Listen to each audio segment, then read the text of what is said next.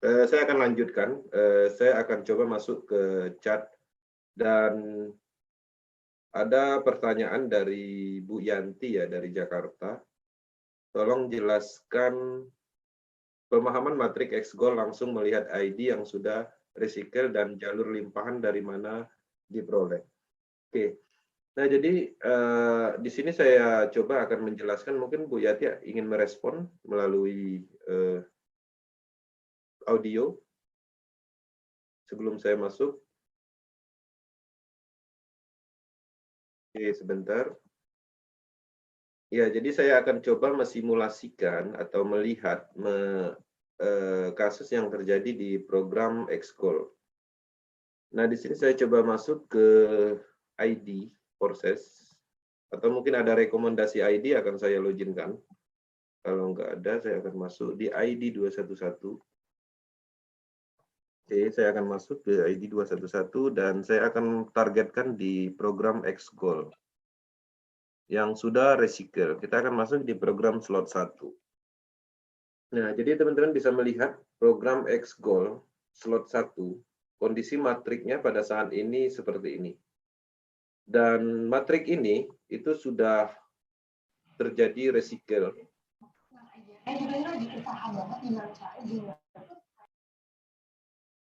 Oke, terjadi recycle beberapa kali, sebanyak 5 kali.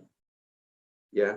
Nah, ini adalah recycle-nya yang keempat kali, dan ini adalah yang kelima kali.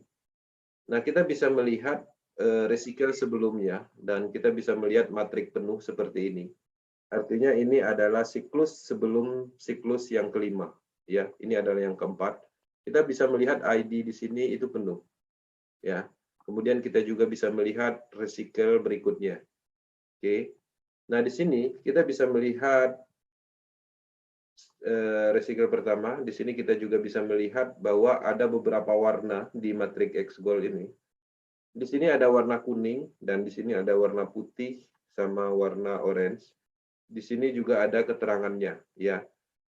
Artinya ketika kita bisa melihat matrik kita kondisinya seperti ini, kita bisa melihat warna kuning, itu kita bisa melihat bahwa ini dipastikan adalah bukan mitra kita, ya.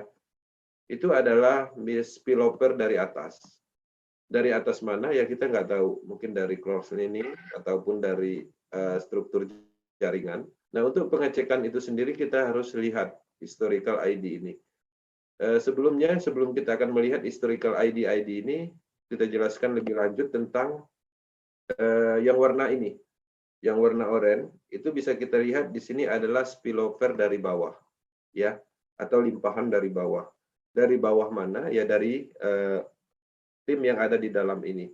Bisa jadi dari ID ini, ya, atau mungkin dari ID ini yang untuk ini, atau mungkin dari ini.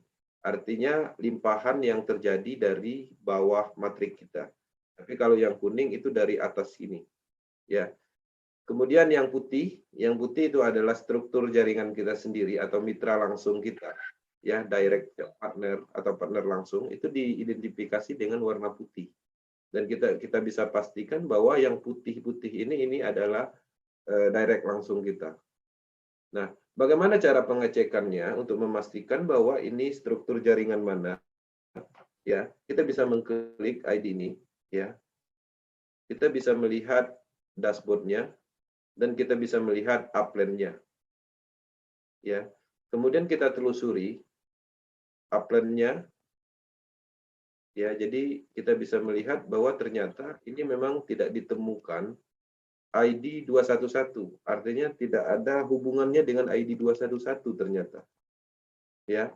Nah, jadi seperti itu. Jadi tinggal masuk, kemudian Xgoal, kemudian kita zoom, ID mana yang ingin kita lacak, mungkin ID ini. Tinggal kita klik, maka akan muncul matriknya seperti ini.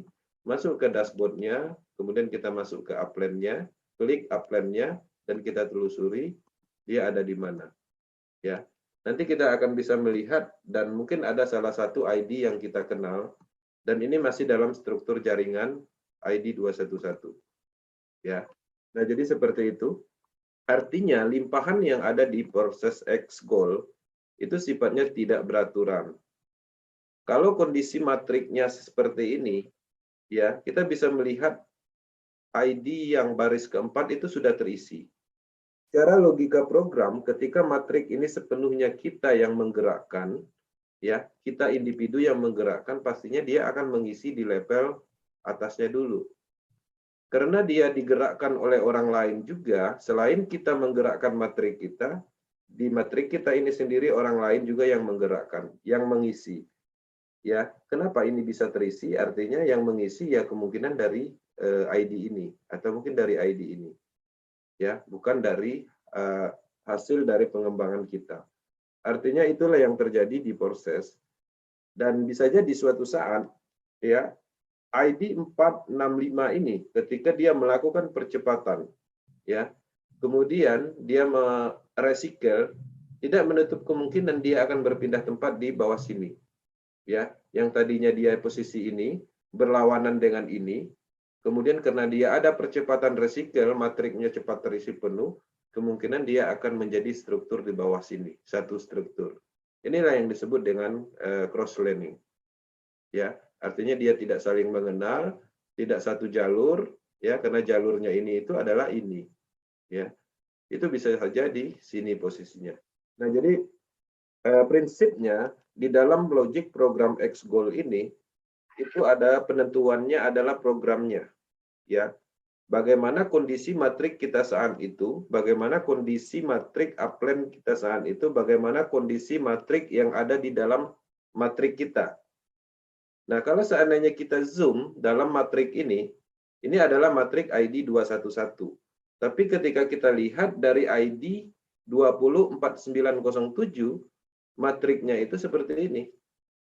Ya, bentuknya seperti ini, kosong. Nah, di dalam matrik 204907 ini yang masih masuk matrik 211 itu bagian mana? Itu ada area sini. Ya, di bawah sini itu udah di luar dari matrik ID 211.